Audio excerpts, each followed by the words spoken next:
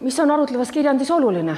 Arutlevas kirjandis on oluline argumenteerimisoskus, see, et te püstitate väited, see, et te tõestate oma väited, see, et te jõuate mingisuguse lahenduse või järelduseni ja see, et te siis kaasate ka oma teadmised, lugemused, siis ka teistes ainetundides kuuldu. Ehk siis, kui sa poole tunni jooksul ei ole veel valinud teemat, siis ära hakka paanitsema, vaid see on täitsa normaalne.